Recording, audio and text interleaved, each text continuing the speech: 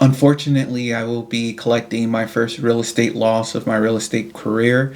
And this is on a real estate flip where the house essentially sat for 6 months or so, and I didn't have a buyer, so I was paying hard money interest payments every single month. And so I had two projects going on, so essentially paying two mortgages and paying my rent. And so this is the story of that, and also what I could have done differently. And at the end of the day, in the grand scheme of things, this is part of the business. If I'm doing 100 flips a year, I'm bound to lose money on a few of them. Or it doesn't even have to be 100. Maybe I'm doing 15 or 20 or even 10. I may lose some money on a few of them. And so this is part of the business. If you do this long enough, you're bound to get a loss. So I'm going to share my screen with you all and show you the property, and also towards the end I'll break down exactly how much money I will be losing on this property. All right, so here's the property. You all probably seen it on my shorts or on a video. I renovated this property pretty well, so we painted the brick, and yeah, this is the property, done pretty well, looks good. And yeah, the master bath. Am I going too fast, y'all? Maybe I'm just sad that I'm losing money, so I just want to get this sold and get it over with. And I'll talk a little bit more about closing, because technically at the time of recording this video, I'm supposed to close tomorrow. But for some reason they flagged me to do another appraisal. Even though the first appraisal was fine, they had to send it over to the headquarters of whatever lending company they're using and do a desk review. And usually you have to do a desk review because of big changes in the price. You know, I bought this house for $165,000.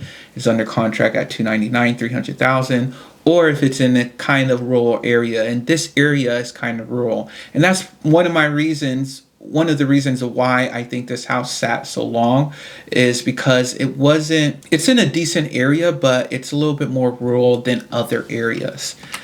But yeah, I put towel only in the master bathroom, did this nice little floating vanity, and just looking back, I'm doing too much. I think that's the second thing I did that made me lose money is, you know, of course I had to do price drops, but I over rehab this property. In this area, it's a little bit rural. I didn't have to put a floating vanity in, even though it looks super nice and I'm proud of my work. And actually I staged this bathroom myself, you all. If you look at my shorts, this is my design, y'all.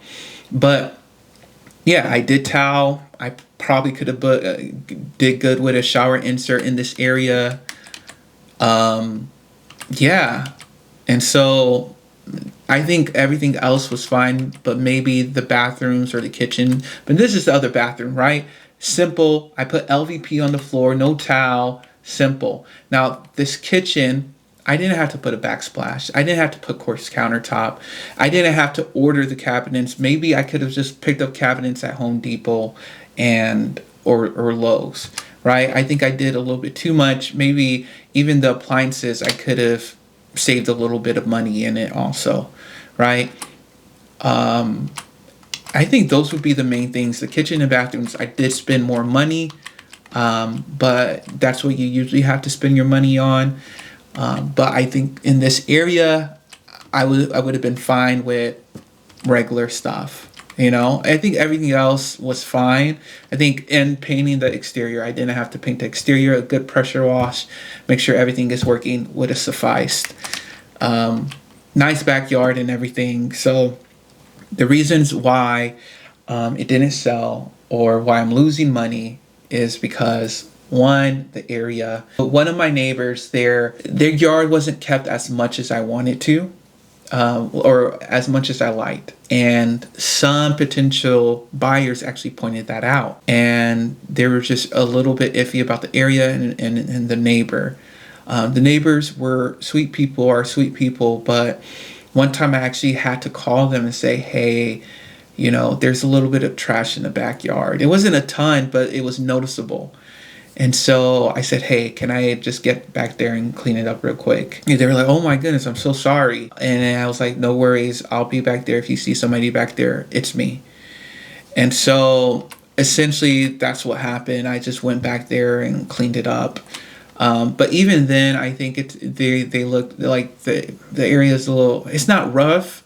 It's just more country, a little bit more country. Another big reason why it didn't sell is because I listed this property around the pandemic, and so actually, let me show you all the listing history.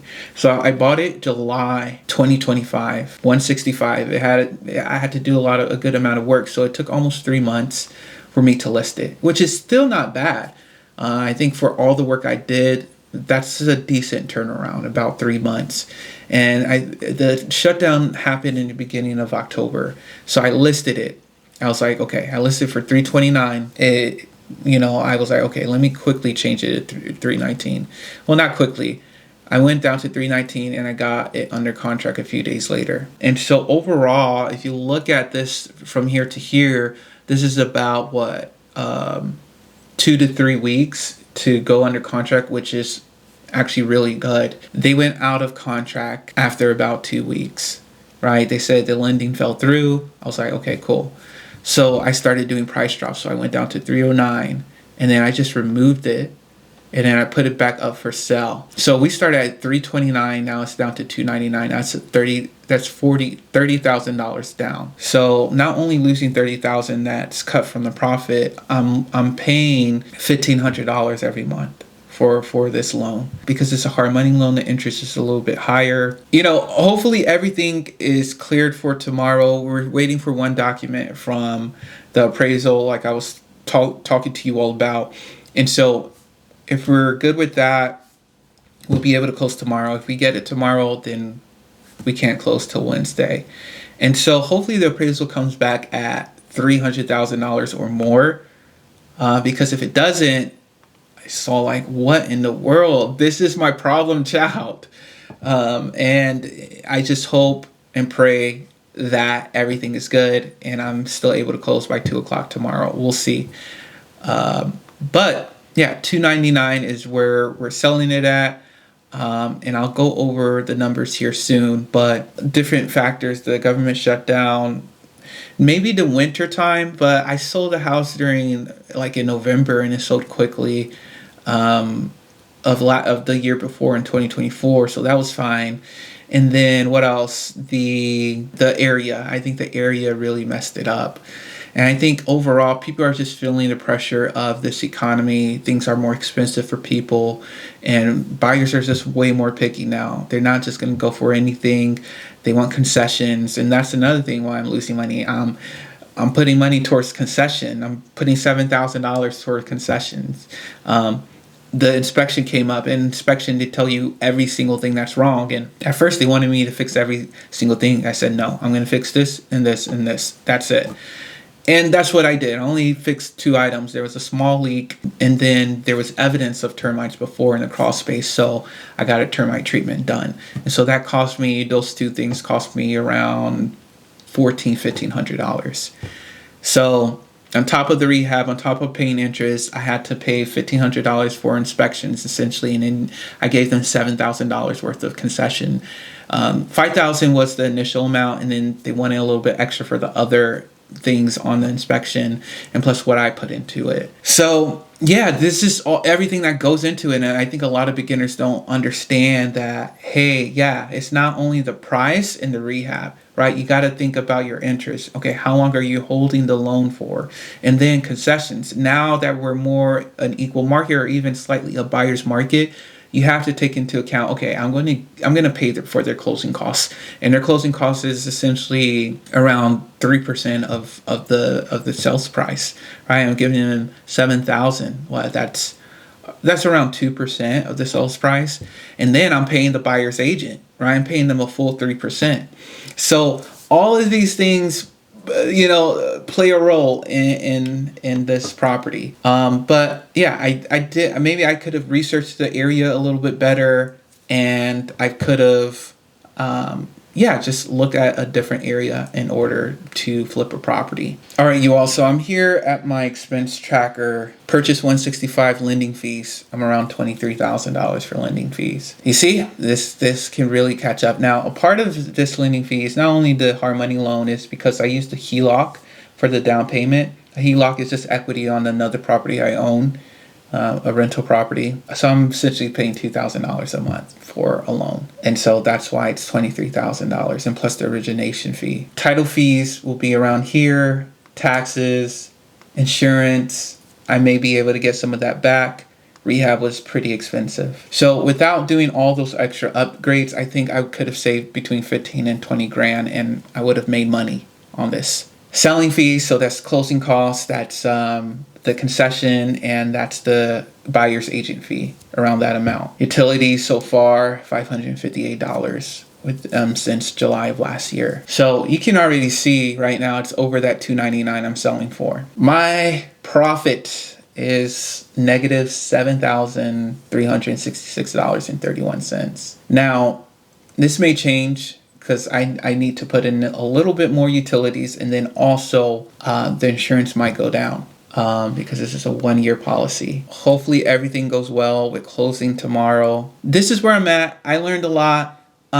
This loss could have been so much more. So yes, losing around $7,400 does suck. But hearing other investors that I listen to, that I learned from, they tell me about much bigger losses than $7,400. And granted, they do bigger deals, but I'm glad it's not so much more than that, and it's still under that 5-figure mark.